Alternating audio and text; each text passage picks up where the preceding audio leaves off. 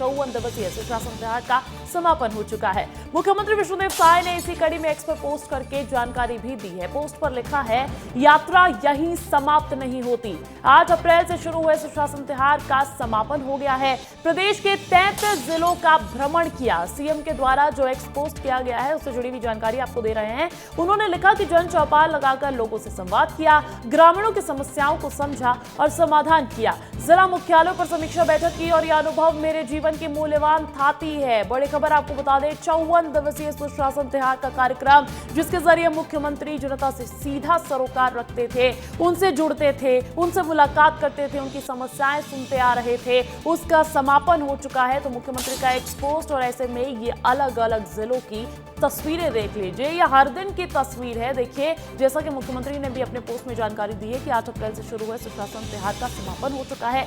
तो उस बीच कैसी तस्वीरें रही बिलासपुर, मुंगेली, पेंड्रा, सुकमा, दुर्ग, मनेंद्रगढ़, सूरजपुर, कोरिया, दंतेवाड़ा, बस्तर, कांकेर, सारंगढ़, रायगढ़, नारायणपुर, बलरामपुर, खैरागढ़। अच्छा, यहाँ पर मुख्यमंत्री उन सीमावर्ती इलाकों में भी पहुंचे थे जो कहीं ना कहीं किसी वक्त नक्सल गढ़ माना जाता था, लेकिन आज वहां पर विकासवाद का संकल्प लिए मुख्यमंत्री इस अभियान के जरिए पहुंचते हुए नजर आए। सीधा रुख करेंगे, रोहित मिश्रा रायपुर से लाइव जुड़ गए हैं। रोहित, सुशासन तिहार का समापन हो गया है, आपके पास क्या अपडेट्स इससे जुड़ी हुई, इस पूरे अभियान से जुड़ी हुई?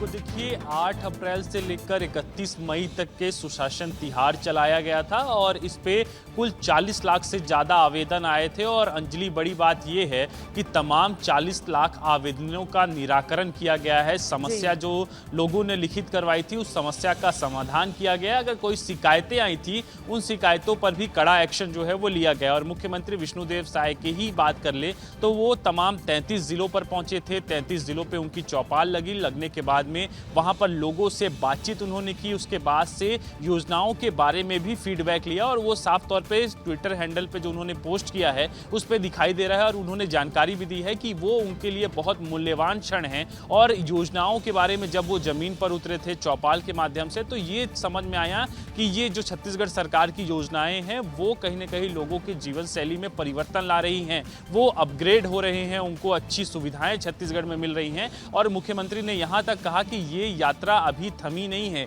ये यात्रा समाप्त नहीं हुई है, ये यात्रा निरंतर जारी रहेगा। हर साल हो सकता है इसके बाद में इस तरह से सुशासन तिहार का आयोजन किया जाए। तो कुल मिलाकर ये बहुत बड़ा दौरा था, बहुत बड़ा कार्यक्रम था और लोगों की 100% लोगों के समस्याओं का निराकरण इन पिछले दिनों पे हुआ है। बिल्कुल रोहित, जैसा कि मुख्यमंत्री ने अपने पोस्ट में भी लिखा है कि यात्रा यहीं समाप्त नहीं होती, तो क्या ऐसी संभावना जताई जा सकती है कि आने वाले दिनों में हम सुशासन तिहार का एक और चरण देखें?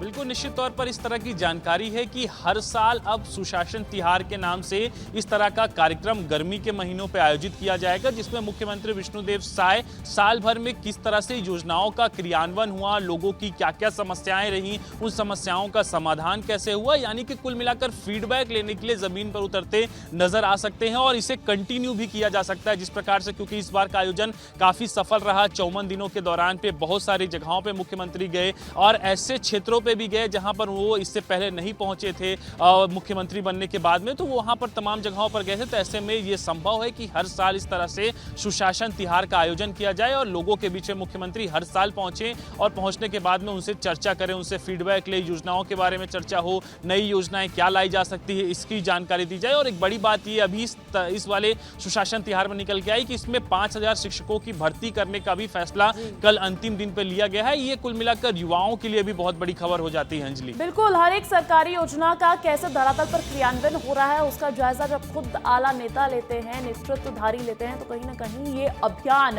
अपने आप सफल होता हुआ नजर आता है। और ऐसी ही कुछ तस्वीर सुशासन तिहार की निकलकर सामने आई। आप बने रहेगा रोहित मेरे साथ, क्योंकि छत्तीसगढ़ से एक चिंता बढ़ाने वाली खबर भी सामने आ रही है, क्योंकि छत्तीसगढ़ में अब कोरोना के केसेस बढ़ने लगे हैं।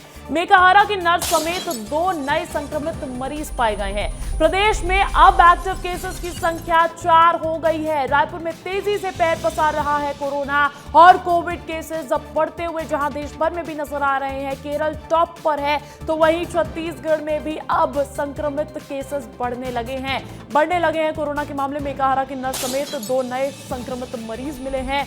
कोविड जो पॉजिटिव आए हैं और प्रदेश में अब एक्टिव केसेस की संख्या भी बढ़ गई है। रायपुर में तेजी से पैर पसार रहा है कोरोना, ऐसी जानकारी मिल रही है। सीधा रुक कर लेते हैं, रोहित मिश्रा मेरे साथ लगातार बने हुए हैं। रोहित, क्या अपडेट मिल रही है छत्तीसगढ़ में अगर अभी मौजूदा हालत की बात की जाए तो कोविड केसेस को लेकर? बिल्कुल, देखिए कोविड केसेस राजधानी रायपुर में तो बहुत तेजी के साथ में बढ़ रहे हैं और पिछले दिनों 3 का आंकड़ा था, लेकिन कल ही 2 और संक्रमितों की पहचान की गई है, जिसमें एक महिला शामिल है जिनकी उम्र 60 साल से ज़्यादा बताई जा रही है और एक पुरुष शामिल है जिनकी उम्र 70 साल से ज़्यादा बताई जा रही है और दोनों ही की ट्रैवल हिस्ट्री नहीं है। हालांकि ये कोरोना कैसे फैला, कैसे वो संपर्क में आए कोरोना के, ये अभी तक स्पष्ट नहीं हो पाया है। लेकिन अब कुल एक्टिव मरीजों की संख्या 4 हो गई है और कुल कोरोना मरीजों की संख्या जो है वो 5 हो गई है, जिसमें से 1 दुर्ग में और 4 रायपुर में फिलहाल है। और कुल मिलाकर प्रशासन अब ट्रैवल हिस्ट्री पे ज्यादा जोर दे रहा है कि वो कहां गए थे, वो कैसे व्यक्ति से संपर्क में आए, क्योंकि अगर इसकी मॉनिटरिंग हो जाए, इसके बारे में जानकारी मिल जाए तो इसे रोकने के लिए आसानी होगी। तो इसको लेकर अभी लगातार प्रयास जो है वो किए जा रहे हैं, लेकिन लगातार बढ़ता हुआ कोरोना कहीं ना कहीं चिंताजनक स्थिति जो है वो बना हुआ है छत्तीसगढ़ में भी। बिल्कुल, बढ़ता कोरोना बढ़ा रहा है चिंता, लेकिन इसके साथ साथ छत्तीसगढ़ के स्वास्थ्य मंत्री श्यामबिहारी जायसवाल भी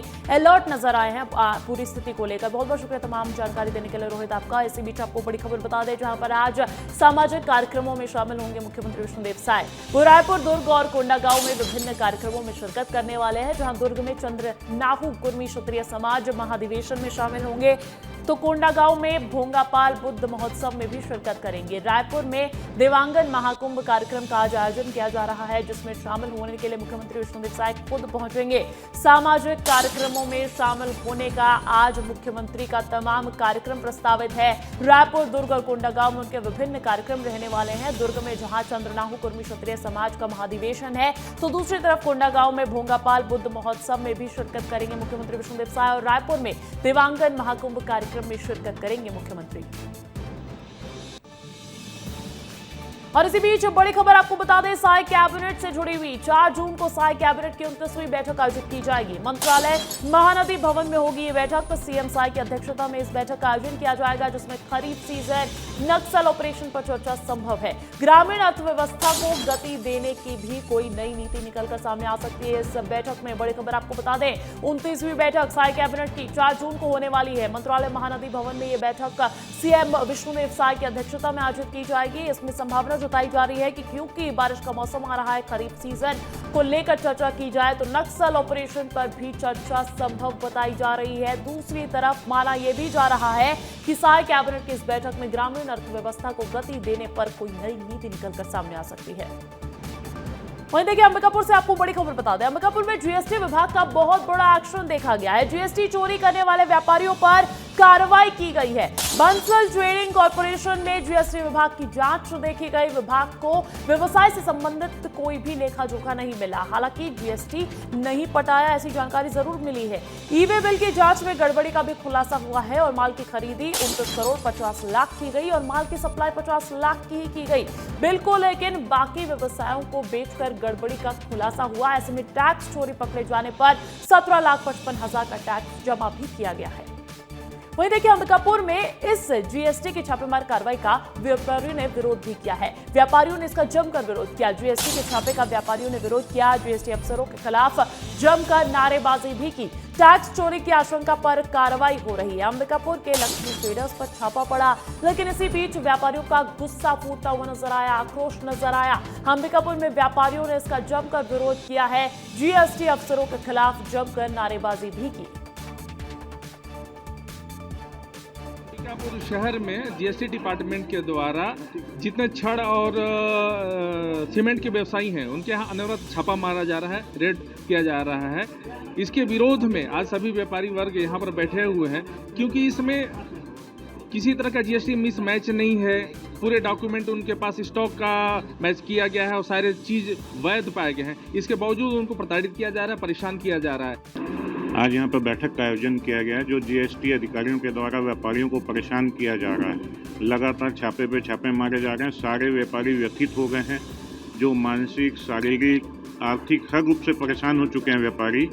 और आज ये पोजीशन आ गई है कि आप जितना भी पैसा कमा रहे हैं उसको जीएसटी अधिकारी छापे में कुछ जीएसटी पटवा के कुछ कमीशन के तौर पर ले जा रहे हैं। जीएसटी के अधिकारियों के द्वारा मार्केट में सामान्य रूप से घूम के व्यापारियों को डरा डरा के जो है अवैध वसूली भी किया जा रहा है। तो देखिए, अंबिकापुर में जीएसटी के एक्शन का विरोध इस कदर देखा गया है कि अब आज अंबिकापुर बंद रहने वाला है। व्यापारियों ने बंद का ऐलान कर दिया है। जीएसटी अफसरों पर अवैध वसूली का दबाव बनाने का आरोप भी लगा रहे हैं व्यापारी। लगातार जीएसटी की टीम कार्रवाई कर रही थी। करोड़ों की जीएसटी चोरी का खुलासा भी हुआ। कांग्रेस ने इस बंद का समर्थन भी कर दिया है। सियासीकरण भी इस पूरे मामले का, पूरे विरोध का होता हुआ नजर आ रहा है। जहां एक तरफ जीएसटी विभाग का बहुत बड़ा एक्शन अंबिकापुर में कई ट्रेडर्स पर, कई व्यापारियों पर, तो दूसरी तरफ एक्शन का विरोध व्यापारियों द्वारा किया गया और इसी कड़ी में बंद का आह्वान भी व्यापारियों द्वारा किया जा रहा है। दिलीप जायसवाल का रुख कर लेते हैं, अंबिकापुर से फोन कॉल पर जुड़ गए हैं। दिलीप, क्या अपडेट मिल रही है? व्यापारियों का क्या विरोध है, कैसा गुस्सा, और उसको लेकर आज उन्होंने बंद का आह्वान भी किया, ऐसी भी जानकारी निकलकर सामने आ रही है। बिल्कुल सही कहा अंजलि आपने। कल एक कार्रवाई पूरे दिन चली है। पिछले 3-4 दिनों से जो जीएसटी स्टेट की जो टीम है लगातार कार्रवाई कर रही थी। अंबिकापुर का मेसर्स लक्ष्मी ट्रेडर्स है और एक बंसल कारपोरेशन करके एक कंपनी है, वहां पर छापेमार की कार्रवाई की गई और दोनों कंपनियों का, दोनों जो फर्म है उनको मिलाकर करीब 250 करोड़ से अधिक का टर्नओवर का मामला सामने आया था, जिसकी इन्होंने जीएसटी चोरी की थी। और इसके बाद जो लगातार कार्रवाई के बाद कल व्यापारी है वो नाराज हो गए। उनका कहना था कि जानबूझकर टारगेट करके कार्रवाई हमारे ऊपर की जा रही है और उसके बाद नारेबाजी शुरू कर दी गई। कल देर शाम व्यापारियों की बैठक हुई और ये तय किया गया कि इस कार्रवाई के विरोध में अंबिकापुर शहर रविवार को यानी आज बंद रहेगा। और साथ ही साथ कांग्रेस ने भी इसका समर्थन कर दिया है, क्योंकि कांग्रेस को अच्छा मौका मिल गया है जीएसटी को लेकर, क्योंकि हमेशा जीएसटी पर कांग्रेस सवाल उठाती रही है। लेकिन सबसे बड़ी बात है कि जो 250 करोड़ रुपए का अगर जीएसटी की चोरी हो रही थी तो कहीं ना कहीं जो विभाग के जो अधिकारी थे उन्हें कार्रवाई करना भी जरूरी था। लेकिन एक बात जो सामने आ रही है, जो कल से लगातार चर्चे में है, जिसकी वजह से विरोध हो रहा था, ये कहा जा रहा था कि जीएसटी के अधिकारियों ने गड़बड़ी को पकड़ा। उनका ये कहना था कि अगर आपने 1 करोड़ रुपए का टैक्स चोरी किया हुआ है तो उसका 25% हमको दे दें अवैध तरीके से, 25% आप अपने पास खुद रख लें, 50% का जीएसटी पेमेंट कर दें। चलिए ठीक है, ये जो पूरी कार्रवाई है ये टैक्स चोरी के खिलाफ हो रही है, तो दूसरी तरफ ये भी देखना होगा कि आखिर व्यापारियों का जो विरोध देखा जा रहा है वो क्या मोड़ लेता है। बहुत बहुत शुक्रिया दिलीप तमाम जानकारी देने के लिए। चलिए आगे बढ़ते हैं, खबरों में बात करते हैं चावल उत्सव पर, क्योंकि छत्तीसगढ़ में आज से चावल उत्सव शुरू हो रहा है। 7 जून तक मनाया जाएगा ये चावल उत्सव। राशन कार्डधारी परिवारों को इसका सीधे तौर पर लाभ मिलता हुआ नजर आएगा, क्योंकि अब एक साथ 3 माह का चावल मिल पाएगा।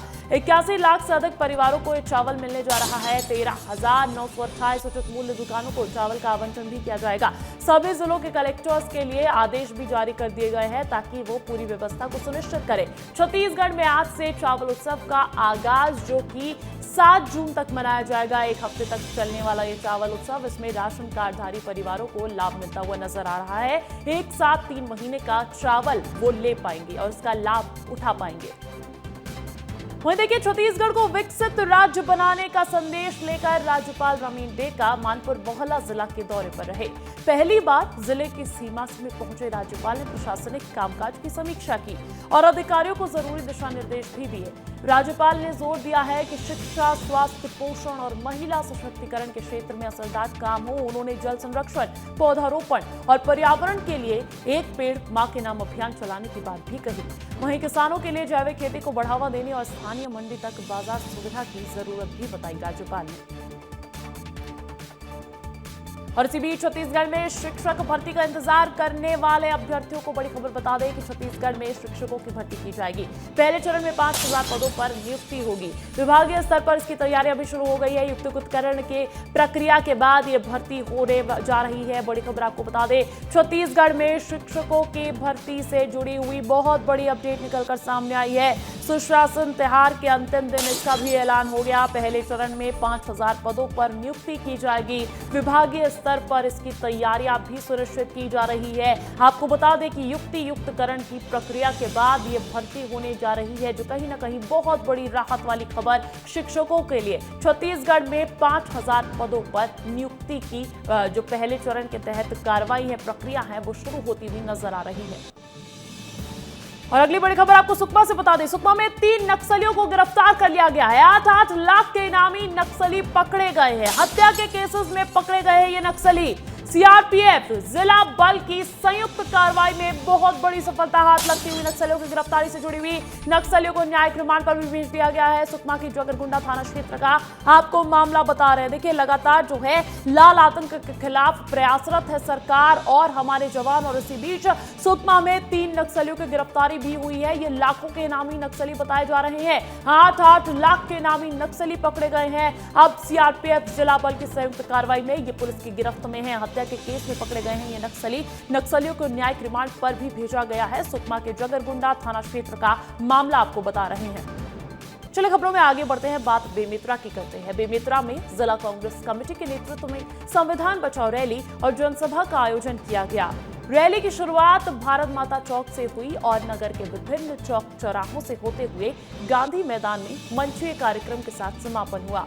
इस दौरान कांग्रेस के राष्ट्रीय महासचिव विजय जांगड़ ने कहा कि आज आजादी के 70 साल बाद संविधान बचाओ रैली इसलिए चलानी पड़ रही है, लोगों को बताना है, क्योंकि देश के केंद्र में बीजेपी की सरकार संवैधानिक संस्थाओं को कमजोर बनाने के काम कर रही है। व्यक्ति की आजादी है। आज हम सब सरकार के खिलाफ कुछ बोल नहीं सकते। हर व्यक्ति अपने आप को डरा सा महसूस कर रहा है। संविधान खतरे में है, उसको लेके हमारे नेता के निर्देश में संविधान को बचाने के लिए भारत देश में लोगों को जोड़ने का काम कांग्रेस पार्टी कर रही है। उसी क्रम में बेमेतरा जिले में भी जिला मुख्यालय में एक संविधान बचाओ रैली का आयोजन रखा गया है, जिसमें सरकार की विफलताओं को हम सब यहाँ जनता के सामने रख रहे हैं। ये संविधान बचाओ रैली पूरे देश में कांग्रेस पार्टी आयोजित कर रही है। उसी श्रृंखला में हमने जिले में आयोजित की है। अब विधानसभा क्षेत्र में जाएंगे और मंडल तक जाएंगे और देश के लोगों को बताएंगे कि 70 साल के बाद में संविधान बचाओ रैली करने की आवश्यकता क्यों पड़ी, संविधान को बचाने की आवश्यकता क्यों पड़ी, लोगों को बताने की आवश्यकता क्यों पड़ी। भारतीय जनता पार्टी की सरकार जो केंद्र में है, वे संवैधानिक संस्थाओं को कमजोर करने का काम कर रही है। चलिए खबरों में आगे बढ़ते हैं। एमसीबी जिले के अंतर्गत आने वाले कोयलांचल नगरी चिरमरी के कोरिया कॉलोनी में एसईसीएल कॉलोनी में गंदगी का अंबार लगा हुआ है, जहां पर एसईसीएल चिरमरी प्रबंधन स्वच्छता के नाम पर करोड़ों रुपए देकर ठेकेदारों से काम करवाती है, लेकिन ठेकेदार स्वच्छता अभियान की धज्जियां उड़ा रहे हैं। मनमाने तरीके से काम कर रहे हैं वो। ठेकेदारों की लापरवाही का खामियाजा गंदगी के रूप में कोरिया के रहवासी उठा रहे हैं। मुश्किल से कुछ वर्कर आते हैं पीछे काम करने के लिए, बस थोड़ा सा झाड़ी उड़ी को हल्का फुल्का काटेंगे और फिर उतने में ही चले जाते हैं। सफाई अच्छे से होता नहीं है और बरसात का समय है, मच्छर भी वैसे ही बहुत लगने लगा है अब। हम लोग खुद करवाते हैं, पैसा दे के करवाते हैं। क्या है जो लास्ट में है, मेरे घर के सामने है, इसीलिए मैं साफ करवाती हूँ। नगर निगम या नहीं, कोई नहीं आते हैं और बोलते भी हैं ये, लेकिन कोई नहीं करवाते। एसईसीएल की जो कॉलोनी है, हाँ, नाली बजा रही हैं, ठेकेदार सुन नहीं रहे हैं, कचरा निकाल के डाल देते हैं, उसको भगाते नहीं हैं। और इसी बीच देखिए, बलरामपुर में बड़ा साइबर फ्रॉड गिरोह बेनकाब हुआ है। बड़ी खबर आपको बता दें, बलरामपुर से नाबालिग के नाम पर फर्जी सिम जारी करके ये ठगी की है। अमेजॉन फ्लिपकार्ट से महंगे सामान मंगाते थे और रिटर्न में नकली या पुराने आइटम्स भिजवा दिया करते थे। 50 से ज्यादा फर्जी सिम कार्ड के जरिए धोखाधड़ी का भंडाफोड़ हो गया है। बलरामपुर से आपको बड़ी खबर बता रहे हैं, साइबर फ्रॉड गिरोह को बेनकाब करके पुलिस ने 2 आरोपियों को गिरफ्तार भी कर लिया है। नाबालिग के नाम पर फर्जी सिम कार्ड जारी करके ये ठगी को अंजाम दिया गया था, जहां पर अमेजॉन फ्लिपकार्ट से ये सामान मंगाया करते थे, महंगे सामान मंगाया करते थे, लेकिन रिटर्न करते वक्त नकली और पुराने आइटम्स भिजवा दिया करते थे। 50 से ज्यादा फर्जी सिम कार्ड के जरिए धोखाधड़ी का मामला, इसका उजागर, इसका भंडाफोड़ हो गया है और ये बड़ा साइबर फ्रॉड गिरोह बेनकाब हो गया है। पुलिस ने इसी कड़ी में 2 आरोपियों को गिरफ्तार भी कर लिया है। खबरों में आगे बढ़ते हैं, बात एमसीबी में कांग्रेस की करते हैं। एमसीबी में कांग्रेस ने एक बार फिर बीजेपी सरकार पर हमला बोला है और स्वास्थ्य मंत्री पर सवाल खड़े किए। कांग्रेस के बयानों पर प्रदेश के स्वास्थ्य मंत्री श्याम बिहारी जायसवाल ने पलटवार किया और कहा कि नेता विहीन कांग्रेस को सिर्फ भ्रष्टाचार ही दिखाई दे रहा है, जबकि पिछले कार्यकाल में कांग्रेसियों ने जिस प्रकार से सिर्फ भ्रष्टाचार किया है, उन्हें प्रदेश के विष्णुदेव साय की सरकार में विकास भी भ्रष्टाचार ही नजर आ रहे हैं।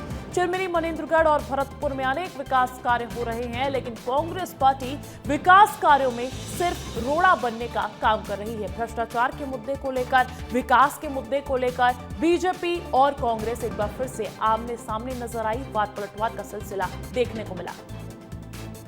अगली बड़ी खबर आपको जांजगीर चांपा से बता दें। जांजगीर चांपा की पुलिस ने बहुत बड़ी कार्रवाई की है। पुलिस गिरफ्त में धोखाधड़ी के अब 3 आरोपी हैं। 3 आरोपियों में से एक महिला भी शामिल बताई जा रही है। पुलिस ने पिकअप, स्कूटी और मोबाइल भी जब्त कर लिए हैं इनके पास से। मुलमुला पुलिस ने आरोपियों को गिरफ्तार कर लिया है। वॉशिंग पाउडर खरीदी के नाम पर धोखाधड़ी की थी इन्होंने। इन आरोपियों पर आरोप है धोखाधड़ी का। कोर्ट ने आरोपियों को न्यायिक हिरासत में भी भेज दिया है। बड़ी खबर आपको बता रहे हैं जांजगीर चांपा से, जहां पर पुलिस ने कार्रवाई करते हुए धोखाधड़ी के 3 आरोपियों को, जिसमें से एक महिला भी शामिल थी, गिरफ्तार कर लिया है। पुलिस ने पिकअप, स्कूटी और मोबाइल भी इनके पास से जब्त किए हैं। मुलमुला पुलिस ने आरोपियों को गिरफ्तार कर लिया है। बड़ी खबर आपको बता रहे हैं जांजगीर चांपा से।